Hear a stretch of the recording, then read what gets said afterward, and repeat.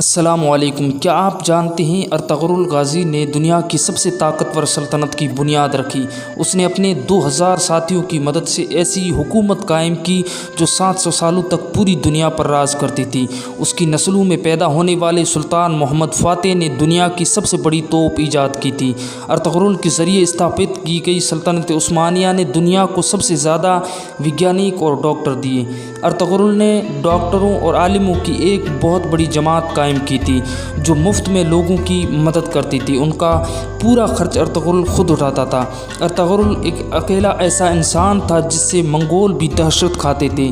13ویں صدی عیسوی میں جب منگولوں نے مسلمان کے سارے بڑے شہر تباہ کر دیے تو ارطغرل نے سوغوت میں سب سے بڑی سلطنت کی بنیاد رکھی۔ ارطغرل گاہی قبیلے کے مشہور شاسک سلیمان شاہ کے بیٹے تھے۔ سلیمان شاہ اوغوز کی نسلوں سے تھے جنہوں نے چین سے بھاگ کر ایران اور شام میں پناہ لی تھی۔ آپ کو یہ جان کر حیرانی ہوگی کہ چین میں آج جن مسلمانوں پر ظلم ہو رہا ہے وہ اوغوز کی نسلوں اور ارطغرل کے خاندان سے تعلق رکھتے ہیں۔ بہت کم لوگ جانتے ہیں کہ ارطغرل غازی نے قرآن کو اپنا سنویدھان بنا دیا تھا۔ اس کی حکومت میں سود اور بیاج کے استعمال پر سخت مناہی تھی۔ یہودی اور عیسائی بھی اسلامی قانون کے مطابق تجارت کرتے تھے۔ ارطغرل جب اناطولیہ میں داخل ہوا تو صلیبیوں نے مسلمانوں کے خلاف جنگ چھیڑ رکھی تھی۔ دوسری طرف منگول بغداد میں 10 لاکھ مسلمانوں کا قتل کر چکے تھے۔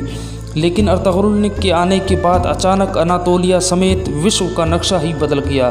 ارطغرل کے شجاعت اور ہمت سے دشمن بھی کانپتے تھے۔ اس نے اپنے چند سپاہیوں کی مدد سے چنگیز خان کی فوج کو گھٹنے ٹیکنے پر مجبور کر دیا۔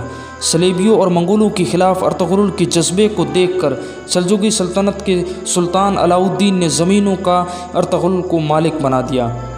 ارطغرل قرآن کے بنائے ہوئے اصولوں کے مطابق حکومت کیا کرتا تھا۔ اس کی نظر میں سب برابر تھے۔ یہی وجہ تھی کہ اس سے متاثر ہو کر بہت سے لوگ مسلمان ہو گئے۔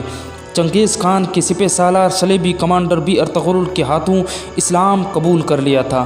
اناطولیہ کی سرحدوں میں ارطغرل سب سے پہلے سوغوت کا قلعہ فتح کیا۔ یہ وہی قلعہ ہے جہاں پر ہزاروں مسلمان قتل کر دیے گئے تھے۔